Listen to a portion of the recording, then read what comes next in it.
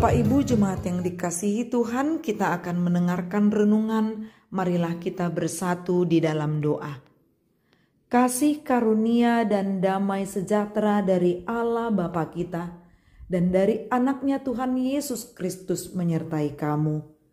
Amin.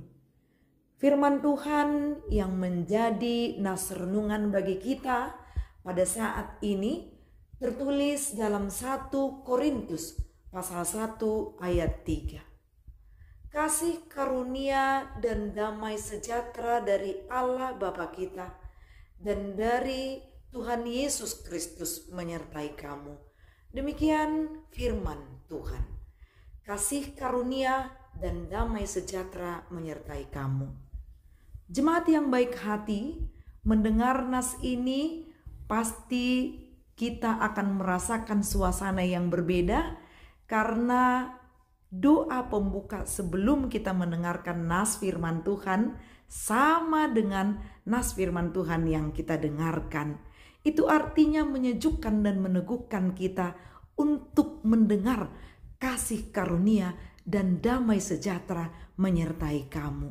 Firman Tuhan saat ini merupakan salam sekaligus ucapan syukur dari Paulus sebagai pendahuluan dalam suratnya yang dikirimkan kepada jemaat yang ada di Korintus. Ia memakai salam atau ucapan syukur ini untuk meneguhkan bahwa Paulus yang dipanggil, diutus untuk menjadi rasul bukan karena kekuatannya, kelihayannya, tetapi karena kasih karunia dan damai sejahtera dari Allah yang melingkupi atau menyertai kehidupannya. Selain itu, Paulus juga ingin meneguhkan iman orang-orang Kristen yang ada di Korintus karena imannya diombang-ambingkan. Banyak pengajar-pengajar sesat yang ingin membuat mereka ragu menyembah siapa yang layak untuk mereka sembah. Banyak sekali penyembah berhala yang berupaya untuk mengajak mereka, merayu mereka meninggalkan Tuhannya. Siapakah yang layak untuk mereka sembah? Sehingga Paulus pun mengingatkan berulang-ulang kepada jemaat ini karena ia mendengarkan informasi dari rekan pelayanannya. Sekilas kita perlu mengetahui bagaimana latar belakang hubungan Paulus dengan jemaat Kristen yang ada di Korintus. Saat itu Paulus mengunjungi Korintus dan dia mendirikan di situ jemaat Kristen. Selama 18 bulan dia ada di tempat itu. Kemudian ia meninggalkan tempat itu dan beranjak ke Efesus setelah ia mendengar berita tentang banyak ancaman tantangan yang dihadapi orang Kristen. Jemaat itu pun mulai ragu.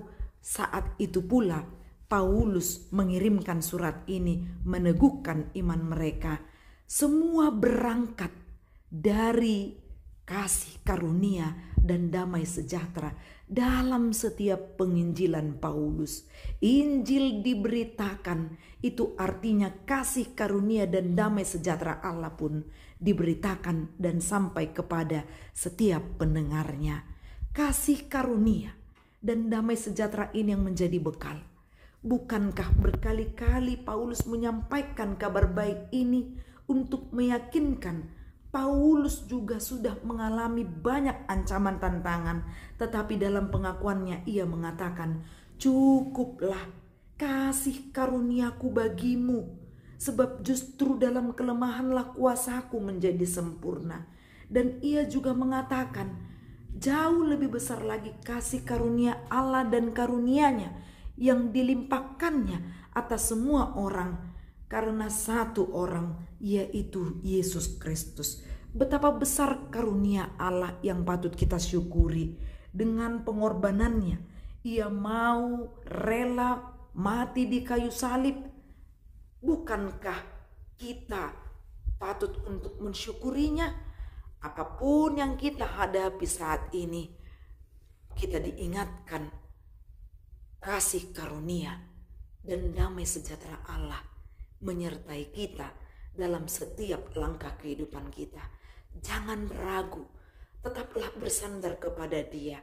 Kita dapat melakukan apa saja saat ini yang berkenan di hadapan Allah, itu hanya karena kasih karunia dan damai sejahtera dari Allah Bapa kita dan dari anaknya Tuhan Yesus Kristus. Maka tetaplah jaga hatimu dalam setiap godaan yang membuatmu meninggalkan Allahmu. Tetapi tetaplah berpegang pada firman Tuhan.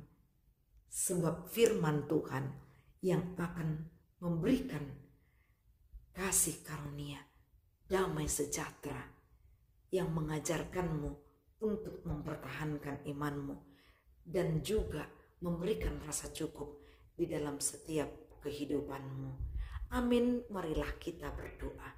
Bapa yang baik, Bapa yang berlimpah kasih karunia dan damai sejahtera, terima kasih Tuhan karena Engkau mencukupkan kami dengan berkat-berkat yang melimpah. Ajari kami Tuhan untuk bersyukur dan ajarkan kami untuk setiap hari menikmati berkat-berkat-Mu dengan penuh sukacita. Inilah doa permohonan kami dalam nama Kristus Yesus. Amin. Salam sehat, Tuhan memberkati.